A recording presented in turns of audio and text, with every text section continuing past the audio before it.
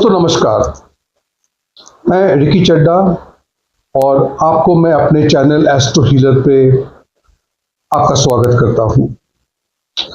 दोस्तों कई बार ऐसा होता है कि जब भी जिंदगी में कुछ कठिनाइयाँ होती है, तकलीफ होती है और हम किसी ज्योतिष के पास जाते हैं तो वो हमेशा हमसे कहता है कि आपकी कुंडली में पितृ दोष है। अब सवाल ये है कि पितृ दोष क्या है। देखिए, पितृदोष ऐसा कहा जाता है कि जब भी हमारे पूर्वज जो अब इस दुनिया में नहीं हैं, उनकी आत्मा को शांति प्राप्त नहीं हुई है, वो अशांत है।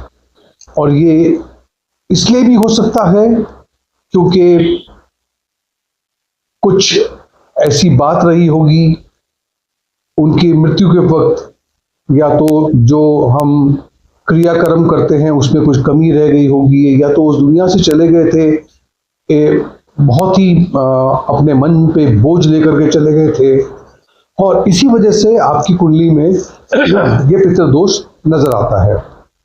और फिर आपको वो पंडित हो या फिर वो ज्योतिष हो, वो बताता है कि आपको कुछ ऐसे उपाय करने होंगे, जैसे कि पिंड दान करना होगा, तर्पण करना होगा या फिर श्राद्ध करना होगा। दोस्तों सबसे पहला सवाल जो उठता है वो यही है कि पितृदोष आखिर है क्या। देखिए, आपके जो पूर्वज वो हो सकता है कुछ ऐसे कर्म है जो वो कहते हैं अनसेटल्ड से है,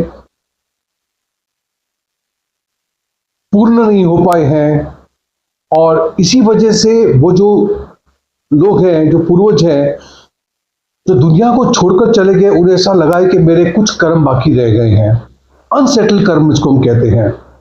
और यही कारण है कि आपके जीवन में, अगर आपके कुंडली में अगर पितृदोष पाया जाता है तो उससे होता क्या है, परिवार में, फैमिली में कलह, डिस्टर्बेंस, सेहत घड़ी घड़ी खराब होना, धन की हानि होना, सुख और शांति नहीं है। और आप सोचते हो कि ऐसा क्यों है। तो आज इस वीडियो में मैं आपको बताने जा रहा हूं कि वो क्या चीजें हैं जो आप खुद अपने कुंडली में देख करके समझ सकते हैं कि हाँ, मुझे पितृदोष है। चलो इस पे हम आज बात करते हैं। चलो समझते हैं कि पितृदोष आपकी कुंडली में किस तरह से बनता है, या किस तरह से आप इस दोष को देख सकते हैं। सबसे पहला जो पॉइंट है, जो बिंदु है, वो है अगर पीड़ित सूर्य आपके कुंडली में है तो।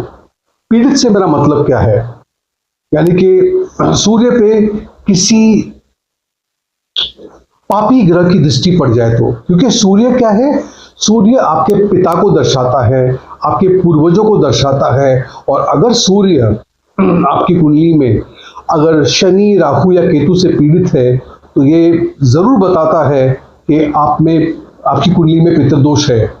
और ये जो पोजीशन है, एक तो सूर्य पीड़ित है, और खास करके अगर वो छठे भाव में, 8वें या 12वें घर में है तो ये बहुत ही और भी ज्यादा प्रभावशाली हो जाता है।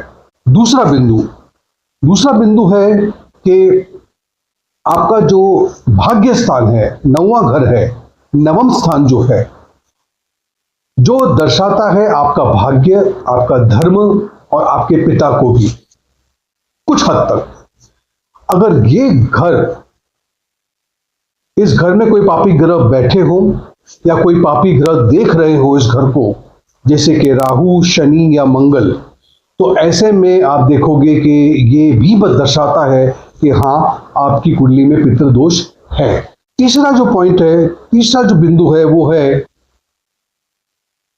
9वां स्थान का जो स्वामी है, 9वें घर के जो मालिक है, जो ग्रह है, वो अगर कमजोर हैं, नीच के हैं, अस्त हैं, या तो फिर वक्री हैं, और वो किसी बुरे घर में अगर बैठे हुए हैं तो ये भी पितृदोष दर्शाता है। चौथा जो पॉइंट है वो है कि सूर्य, राहु और शनि में आपस में युति से, दृष्टि से या किसी तरह से कोई संबंध बन जाए। किसका? सूर्य का, राहु का और शनिदेव का। ये जरूर दर्शाता है कि पूर्वजों से ये कर्म जुड़े हुए हैं, ऐसी कोई कर्म है जो बाकी रह गए हैं, और ये बताता है कि आपकी कुंडली में पितृदोष है। जो पांचवा पॉइंट है वो है, अगर केतु आपकी कुंडली में अगर पहले घर में, पांचवें घर में, नवम स्थान में या 12वें घर में अगर है, केतु जो हमारे पिछले जन्म के कर्म से जुड़ा हुआ है, हमारे पूर्वजों से जुड़ा हुआ है, अगर वो इन घरों में है, और खास करके अगर इनकी युति किसी पापी ग्रह के साथ हो जाए, तो ये पितृदोष जरूर दर्शाता है, बताता है। अब छठा पॉइंट और सबसे आखिरी जो बात आपसे मैं कहना चाहता हूं, अगर दूसरा भाव, दूसरा घर अगर कमजोर हो, क्योंकि दूसरा घर जो है वो हमें बताता है कि हमारे जो पूर्वज हैं, हमारा जो लीनिएज है, उससे वो संबंध रखता है दूसरा घर। अगर वो घर पीड़ित है, पापी ग्रह से की दृष्टि पड़ रही है उन पे, तो आप देखेंगे कि ये बताएगा कि आपकी फैमिली में, आपके परिवार में कलह, डिस्टर्बेंस हमेशा रहेगा। क्यों?